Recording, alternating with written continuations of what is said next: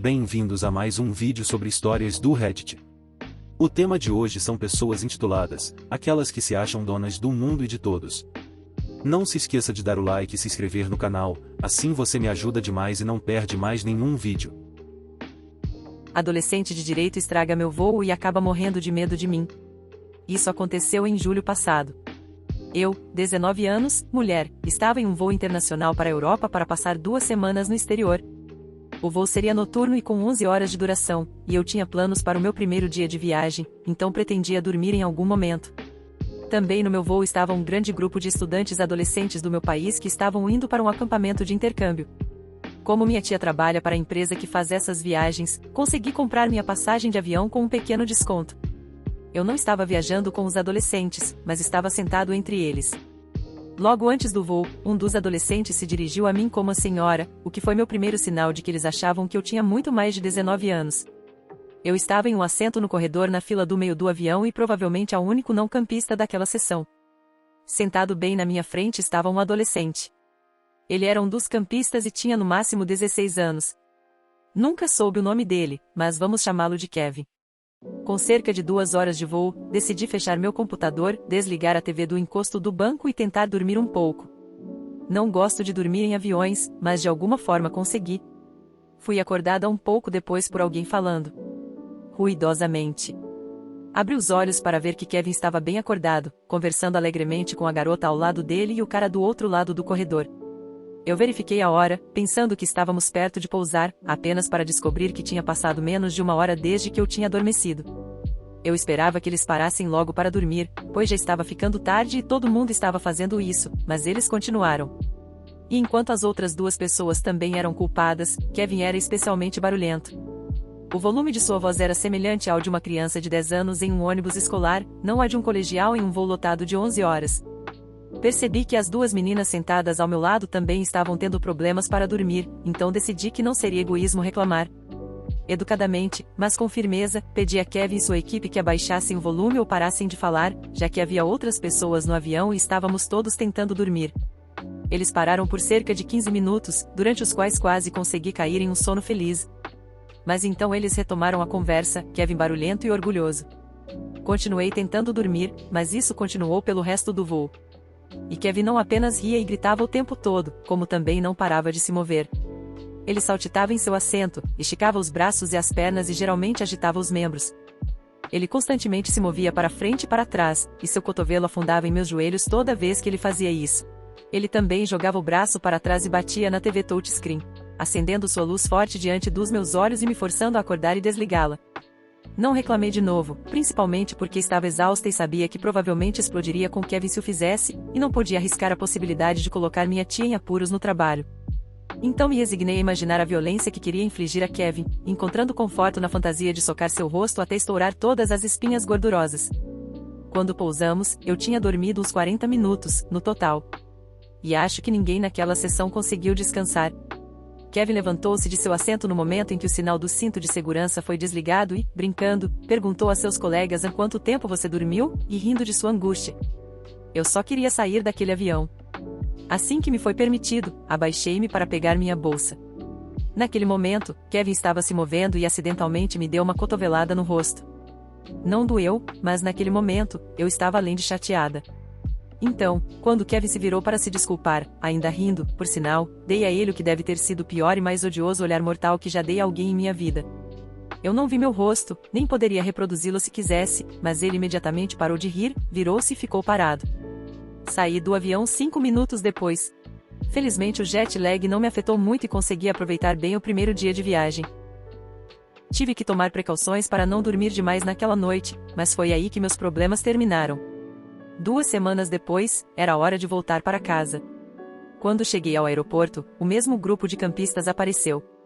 Minha passagem de volta também foi reservada com a empresa, então eu estava sentado entre eles novamente. Enquanto esperava na fila para fazer o check-in, vi Kevin com seus amigos. Fizemos contato visual e pude ver que ele me reconheceu. Seus olhos se arregalaram e eu poderia jurar que o vi engolir em seco. Só registrei isso no voo, horas depois. Ele estava sentado na minha frente novamente, mas desta vez, ele estava quieto e rígido como uma tábua. Foi quando finalmente identifiquei sua expressão e o que eu tinha visto em seus olhos antes: medo. Ele estava com medo de mim? Meu olhar mortal de 2 semanas antes foi o suficiente para mantê-lo quieto pelas próximas 10 horas. Desnecessário dizer que tive um voo ótimo e tranquilo, assim como todos os outros naquela sessão. Espero sinceramente que Kevin tenha aprendido algo com isso.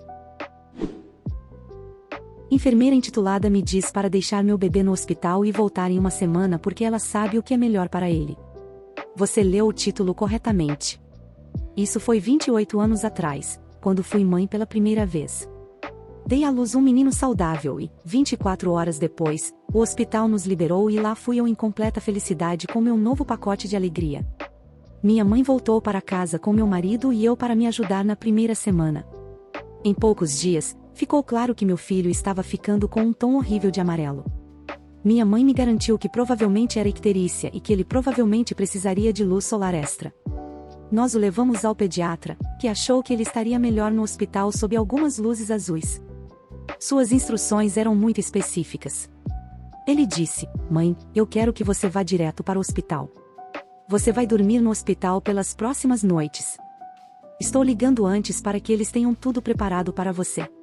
Já que você está amamentando, eu quero que você o alimente o máximo que ele quiser, a cada 2 horas, e bombear depois, para que haja um suprimento disponível. No resto do tempo, durma o máximo possível. Acomode-o, alimente-o e depois faça as malas e volte." Ele então me abraçou porque era meu médico desde que eu tinha 13 anos e acabou de dar à luz meu primeiro bebê, e também era o médico do meu bebê, e toda a nossa família adorava esse homem e confiava nele completamente. O hospital ficava literalmente do outro lado da rua. Eu estava pronta para chorar. Eu senti que talvez eu tivesse feito algo errado, ou meu bebê não estaria nessa situação. Eu estava amamentando, mas foi uma luta, então me senti um fracasso.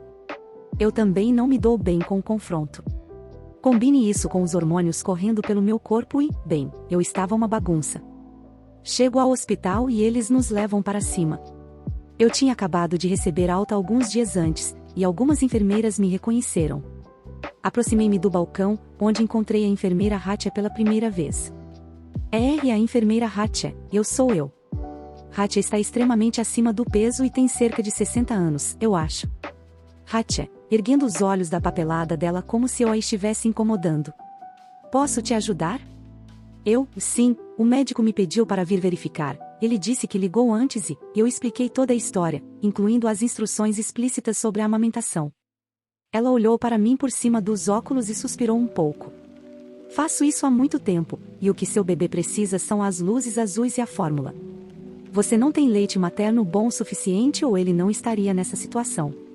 Então, vamos levá-lo para o check-in, e então você pode ir para casa. Ligaremos para você quando ele estiver pronto para ser pego. O que se seguiu foi um silêncio mortal. A vontade de chorar estava crescendo dentro de mim como um vulcão prestes a entrar em erupção, e meus olhos se encheram de lágrimas. Eu não era de resistir a uma figura de autoridade naquela época. De alguma forma, encontrei minha voz e disse: "Meu médico disse que devo ficar aqui e amamentar meu filho a cada 2 horas. Ele não deve tomar fórmula. Queremos amamentá-lo e apenas amamentá-lo." Minha mãe e meu marido estavam olhando para mim e não podiam acreditar que eu tinha falado. Minha mãe me disse mais tarde que estava prestes a explodir com aquela enfermeira, mas eu falei. A enfermeira Hatia pareceu bastante ofendida por eu ousar falar com ela dessa maneira. Ela respondeu, um tanto grosseiramente: "Tudo bem. Você pode alimentá-lo aqui", e eu a segui até o berçário. Foi dividido em 2 sessões, e uma sessão foi fechada e cheia de berços extras para recém-nascidos, cadeiras dobráveis e equipamentos que não estavam em uso. Estava frio e escuro. Ela puxou uma cadeira dobrável, olhou para mim e disse: "Você tem exatamente 20 minutos", e ela saiu furiosa. Bem, isso aconteceu. Agora eu estava sendo cronometrada, quando mal estava aprendendo a alimentar meu bebê. Meu leite havia descido, meus seios estavam enormes e doíam. Meu bebê estava doente e tive que alimentá-lo em um quarto frio e escuro, em uma cadeira dobrável, quando usava um travesseiro e uma cadeira confortável. Fiquei desanimada e comecei a chorar. Tudo o que eu podia fazer era segurar meu bebê e chorar e chorar e chorar. Eu nem o alimentei. Ele estava dormindo profundamente, enquanto eu chorava, dizendo-lhe repetidamente: "Mamãe sente muito, filho. Sinto muito." Eu esperei lá, até muito depois do meu tempo acabar, porque pensei que a enfermeira Hatia estava voltando para eu verificar meu bebê e eu em um quarto. Um pouco depois, uma enfermeira entra e eu a assustei pra caramba. A enfermeira legal disse: "Ó, querida, o que você está fazendo aqui?" Então, expliquei toda a história, novamente, e estou chorando neste momento. Ela se aproximou, me abraçou e disse: querida, não sei o que aquela enfermeira estava pensando, mas não é assim que fazemos as coisas. Venha comigo e vamos preparar tudo para você." Eu a segui e, pela primeira vez, senti que havia uma luz no fim do túnel. O bebê estava começando a ficar com fome, então abaixei a cabeça de vergonha e disse a ela que não tinha conseguido alimentar o bebê nos 20 minutos que me permitiram e, por favor, havia algum lugar onde eu pudesse sentar e fazer isso agora?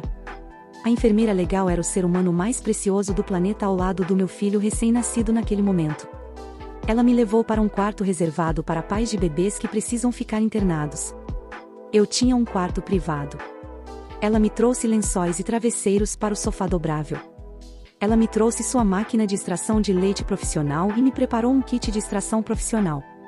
Consegui alimentar meu filho, colocá-lo sob as luzes azuis e depois ir para casa para um rápido pacote de roupas e poder voltar a tempo para sua próxima alimentação. Para o caso de me atrasar, deixei 2 mamadeiras para ele. Voltamos pouco mais de 1 hora depois, e eu entro, procuro meu bebê, e ele não está sob as luzes azuis.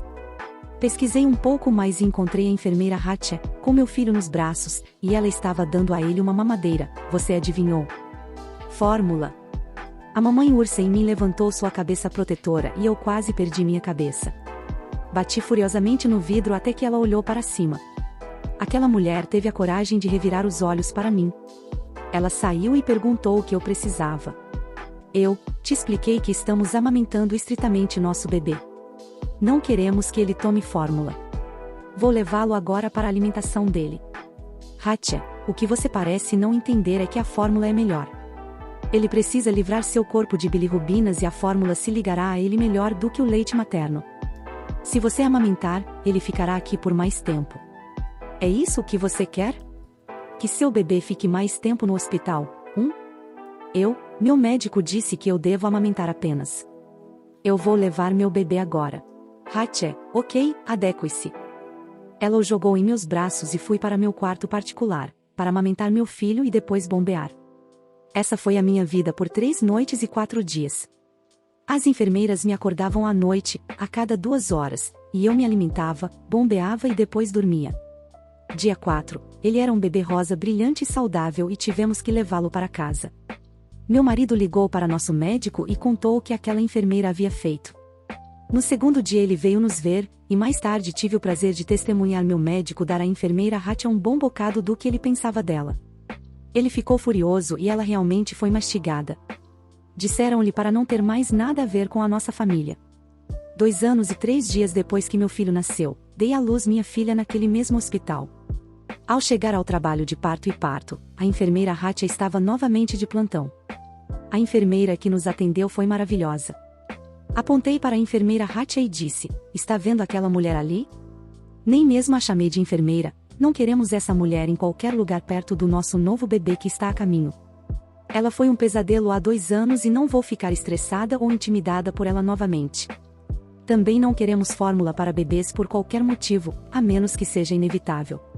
Planejamos amamentar." Adorei ter finalmente encontrado minha voz. A enfermeira que fez o check-in sorriu para mim, um grande sorriso e disse: "Eu entendo perfeitamente e você não terá que se preocupar com ela." Nunca mais colocamos os olhos nela. Infelizmente, nunca esqueci, ou o amortecedor que ela colocou no que, de outra forma, foi o momento mais maravilhoso e assustador da minha vida. Ela poderia ter sido legal. Ela poderia ter sido gentil. Ela poderia ter sido compreensiva. Ela também poderia ter seguido as ordens do médico, mas aparentemente sua vasta experiência como enfermeira a tornou mais instruída e com mais direitos sobre o que era melhor para meu bebê. Colega de trabalho reclama de mim com o chefe sendo que ela está me ignorando. Sim, você leu o título certo. Um pouco da história. Quase 2 semanas atrás, eu, 31 anos, mulher, estava no trabalho, fazendo minhas coisas, mas um pouco atrasada com uma tarefa, então estava correndo para tentar concluí-la. Agora, minha colega de trabalho N não gosta de ser ignorada ou dita não. De qualquer forma, enquanto eu estava correndo como uma galinha sem cabeça, N veio até mim e disse que queria que eu desse uma olhada. Eu disse que infelizmente não posso agora, mas posso mais tarde, só quero observar que ela encontrou uma papelada velha e queria me mostrar a idade da data. N ficava me dizendo que não demoraria muito e que eu deveria segui-la. Eu disse a ela que não, eu tenho meu próprio trabalho para fazer e estou ocupada. Ela fez uma careta, mas deixou pra lá. Foi o que eu pensei. Desde aquele dia ela não me disse uma palavra. Se eu peço a ela para fazer uma tarefa, ela apenas olha para mim e vai embora. Se eu disser bom dia ou olá, acontece a mesma coisa. Uma mulher adulta na casa dos 40 me dando tratamento silencioso. Que hoje nem me preocupo em tentar falar com ela porque sei que ela não vai responder, então peço a outra colega de trabalho que peça a ela para fazer uma tarefa que precisa ser feita. E que surpresa, quando não peço a ela, é feito. Quando eu estava saindo do trabalho, meu chefe pediu para falar comigo e me perguntou o que havia com N. Então eu contei a ele o que aconteceu e meu chefe sabe que se eu estiver um pouco atrasada, gosto de ficar presa e terminar, mesmo se puder esperar. Perguntei porque queria saber e me disse que N havia reclamado de mim e que eu estava criando um ambiente de trabalho hostil para ela. Perguntei ao meu chefe como eu estou criando um ambiente hostil, se ela que está me ignorando. Essa pergunta caiu tão bem quanto o esperado. Ele me pediu para ficar um pouco para trás enquanto ele falava com ela, certifiquei-me de não estar perto dos escritórios para não ser acusada de espionagem. Ela foi puxada para o escritório e ele perguntou por que ela fez a reclamação e, de acordo com meu chefe, ela repetiu que eu estava sendo hostil com ela, mesmo quando foi apontado que eu ainda estava falando com ela normalmente. Demorou um pouco, mas ela acabou admitindo que estava me dando o tratamento do silêncio como punição porque eu disse não a ela e ela não gosta que digam não. O chefe disse a ela para crescer e começar a agir de acordo com sua idade ou ela será puxada para o escritório novamente e terá uma reunião formal, e essas são assustadoras. N escapou do escritório e voltou ao trabalho e eu fui para casa. Karen grita com segurança por fazer seu trabalho. Olá Reddit, infelizmente a pessoa com direito na história é minha mãe, e estou enojada com o comportamento dela, então pensei em postar aqui. Minha mãe é bem conhecida por ser uma Karen, até mesmo brincando sobre isso às vezes, ela geralmente é muito doce, mas quando se trata de funcionários ou trabalhadores, seu lado Karen sai com força total. Tenho muitas histórias sobre suas travessuras. Então ela será rotulada aqui como Karen, já que usa o nome com orgulho. Eu e meu parceiro estamos nos mudando de casa para uma nova cidade, então, na semana passada, voltei para casa com meus pais por alguns dias para limpar meu antigo depósito, enquanto meu parceiro foi para a nova cidade em seu primeiro dia da faculdade. Meu pai teve uma convulsão no primeiro dia em que me mudei para casa, então minha mãe, Karen, me pediu para ajudá-la com algumas compras gerais enquanto minha avó cuidava de meus 4 irmãos e cuidava de meu pai. Eu dirigi pela cidade e para algumas lojas, eventualmente terminando em um Walmart, pense no Walmart, mas sem comida, apenas itens gerais. Ela queria comprar alguns equipamentos para treinar, então pegamos e vamos para o caixa. Aqui é onde começa a acontecer. Ela pegou o recibo e eu peguei os itens me preparando para sair da loja. Houve muitos roubos recentemente devido ao clima econômico do meu país no momento, então a segurança vai olhar rapidamente para o seu recibo, ver o número de itens que você tem e deixá-lo sair. Normalmente eles não fazem isso com todo mundo, apenas com pessoas suspeitas, o que deixou a empresa em apuros por causa do racismo e da discriminação, então a empresa agora se esforça para verificar todos os recibos, o que não me incomoda. Enquanto saímos, minha mãe passa pelos scanners de segurança antes que a jovem que trabalha como guarda de segurança peça para ver o recibo. Grande erro. Minha mãe imediatamente franze o rosto e faz mais do que alguns sons de escárnio antes de exclamar em voz alta: desculpa? A essa altura, todos no caixa estão olhando e sinto vontade de me derreter em uma poça para fugir, pois tenho ansiedade social. A pobre senhora levanta as mãos em um gesto de "oh não", Karen a solta e explica educadamente que precisamos verificar os recibos de todos para não discriminar. Mãe Karen incha e franze ainda mais o rosto, mas eu pareço um ladrão de lojas? Todas as minhas roupas são etiquetadas. Todas as marcas caras. Ela então zomba novamente, encerrando um discurso inteiro. Acenando com o papelzinho que me salvaria do constrangimento. Tudo enquanto batia os lábios como um peixe chocado. Ela está lentamente ficando com um lindo tom de vermelho tomate e parece que vai explodir. Percebendo que as coisas vão ficar muito piores, eu finalmente me levanto da minha poça mental, agarro o recibo de suas garras e mostro à segurança, que ainda está tentando aplacar a furiosa besta. Eu entrego educadamente dizendo aqui, dê uma olhada, está tudo bem, enquanto olho ansiosamente para aquelas portas deslizantes, pois sei que a salvação dos olhares sujos que batem na minha nuca está a apenas alguns passos de distância. A pobre guarda de segurança acena para que eu passe e eu agarro o ombro da fera de minha mãe para empurrá-la para fora. Ela cede, movendo-se e murmurando sobre direitos e gerentes e não fazer seu trabalho, batendo os pés como uma criança. Olho por cima do ombro enquanto saímos e dou à segurança, que parecia ter acabado de levar um tapa, um sorrisinho e um pedido de desculpas. As últimas palavras que ouvi antes de as portas da salvação se fecharem foram do segurança comentando em voz baixa: eu só precisava ver o recibo, é o meu trabalho. Eu me senti horrível. Alívio me inundou quando percebi que tinha acabado, constrangimento queimando minhas bochechas enquanto conduzia Karen até o carro, enquanto ela ainda falava sobre como isso era ultrajante e como ela se sentia nojenta e como uma mendiga, tudo porque ela foi solicitada a mostrar seu recibo. Pensando que isso tinha acabado, pulei no banco da frente, com as mãos tremendo e os olhos lacrimejando. Mas não. A Karen se vira para mim. Franziu o rosto. E fez mais uma observação.